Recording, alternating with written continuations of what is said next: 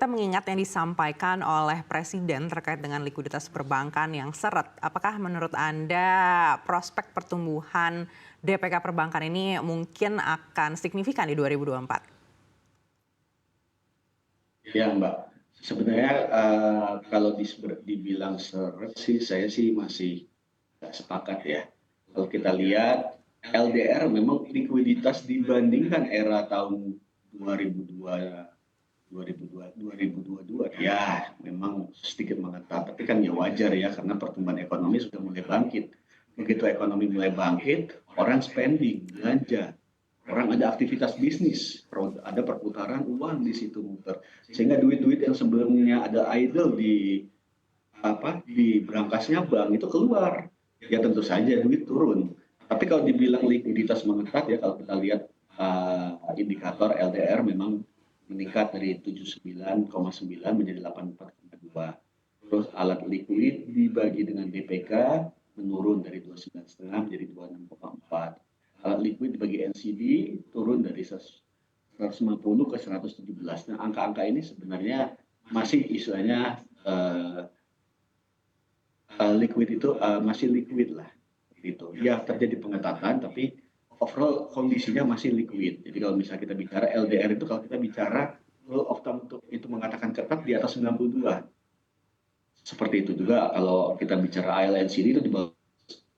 Ya, jadi masih ada, dan pengetatan ini wajar karena pertumbuhan ekonomi tadi saya katakan jalan. Jadi apa namanya? Ya, dan suku bunga juga saya lihat ya, suku bunga deposito sepanjang setahun terakhir ini sudah naik memang dari 3,4 menjadi 4,3 ya suku bunga rata-ratanya. Tapi kan kita perlu ingat di BI rate di periode ini juga naik 1,5 malahan, itu naik 1%.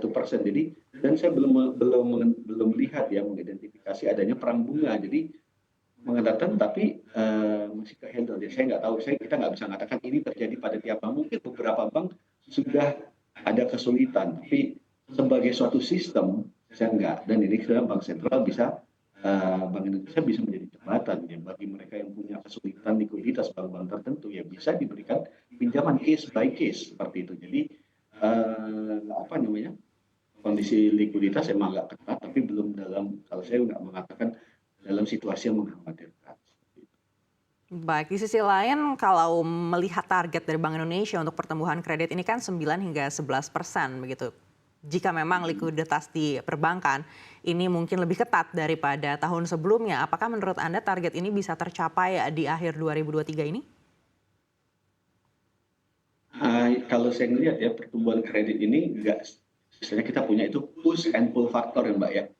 Push yang yang mendorong, pull yang menarik ya. Kalau saya melihat kondisi yang ada di Indonesia ini, pull-nya nih anemia ya. Jadi kurang gizi. Jadi kenapa sih perusahaan nggak spending, rumah tangga nggak spending? Ya, kalau mereka spending, tentu saja mereka akan butuh kredit, kan seperti itu. Nah, ini kenapa mereka nggak seperti itu?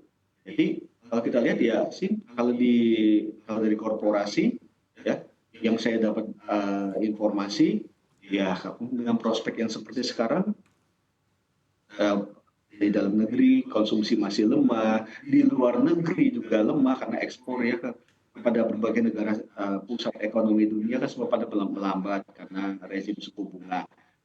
Nah, kemudian rumah tangga juga konsumsinya seperti itu. Tinggal push factor yang digemborkan ya, tapi push factor juga ada batasnya karena suku bunga sekarang ini masih rezim rendah kok. Walaupun sudah naik dari bottom, tapi bottom ini nggak pernah terjadi di era Indonesia merdeka. Overall saya katakan suku bunga saat ini masih dikatakan rendah, Mbak. Jadi masih stimulus, masih longgar. Jadi kalau bisa mau ngambil bisnis itu, kalau mereka survive dengan bunga 11-12%, masa nggak bisa ngambil sekarang sudah naik ke 8%? Mesti bisa, tapi kalau nggak ada prospek bisnis, ya ngapain? Kan seperti itu. Nah, itulah isunya. Nah, ini yang saya katakan ya, kita harus membuat terobosan dari sisi demand-nya apa. Nah, itu yang perlu di dijadikan fokus dalam kebijakan, bukan hanya menyediakan lingkungan atau stimulus push. Oke, bunga dibikin rendah seperti itu. Kalau sudah rendah mau diapain lagi, kan nggak bisa. Ini harus ada gimana menarik ya, salah satu kemampuan ya. Tapi PPN ini tentu saja ada isu nanti balance sheet-nya pemerintah bagaimana. Itu kan mengurangi penghasilan pemerintah, itu nggak bisa dipertahankan berlama-lama. Itu Mbak Nyari, harus ada kreativitas dari kebijakan seperti itu. Baik, kita baru-baru ini melihat juga ada insentif untuk PBB dari Kementerian Keuangan. Apakah menurut Anda ini juga mungkin efektif untuk bisa menaikkan angka KPR? Ya, saya kira sih melihat ya, kalau saya lihat secara, ya sekarang datanya belum muncul ya, kan nanti baru kita lihat mungkin sebulan 2 bulan lagi data itu. Tapi kalau saya lihat ini kesempatan ini jelas sangat dioptimalkan sekali sama pengembang ya. Kalau saya jalan, kampus saya di Alam Sutera gitu, di pinggir jalan udah banyak itu billboard dari para pengembang. Semuanya nulis lagi free PPN. Jadi hemat sekian puluh juta, sekian ratus juta itu banyak. Karena kan lumayan generous nih ya, sampai dengan 5 miliar. Itu mungkin kalau saya katakan mungkin 80% dari demand itu di situ. Ya.